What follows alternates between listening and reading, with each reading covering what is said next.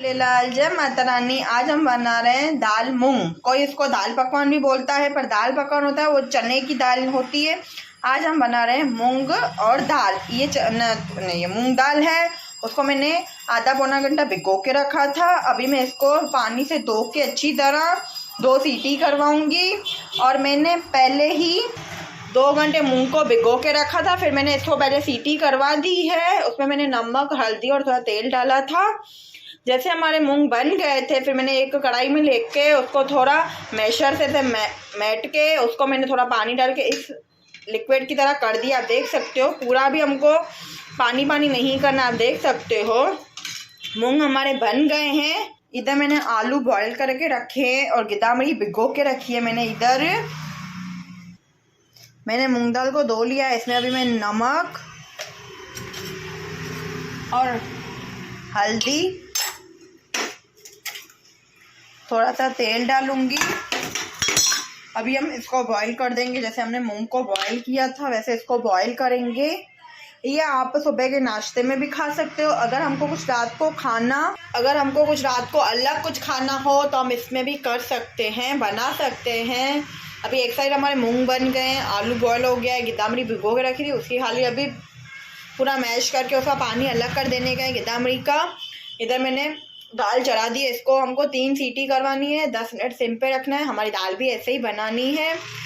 फिर इसके बाद मैं आपको दिखाऊंगी कि इसके डिश कैसे बनाते हैं। वीडियो पे बने रहिए। आप देख सकते हो हमारे कुकर का प्रेशर निकल गया है। अभी हम आपको एक मिनट। आप देख सकते हो हमारी दाल अच्छी तरह बॉयल है। हमको ना 2 मिनट इसके साथ चलाना है। मैंने मूंग को भी इसके साथ ही किया था, वो जैसे बन जाए अच्छी तरह। दाल भी आप देख सकते हो।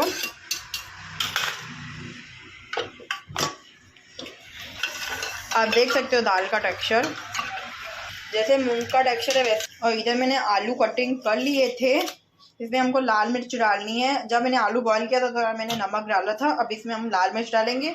मैं आपको अभी डिश सर्व करके दिखाऊंगी।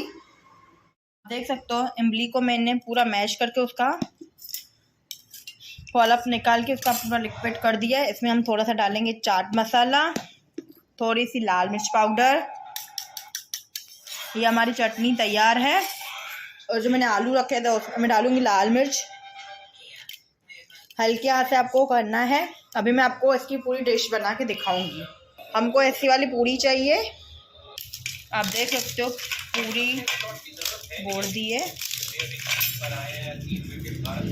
अभी आप देख सकते हो ऊपर से हम मूंग डालेंगे जैसे पूरी।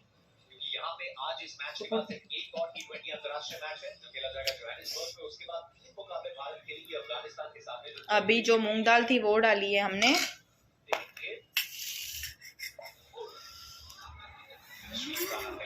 फिर इसके ऊपर हम इमली की जो चटनी है वो डालेंगे। चटनी आप अपने हिसाब से डाल सकते हो।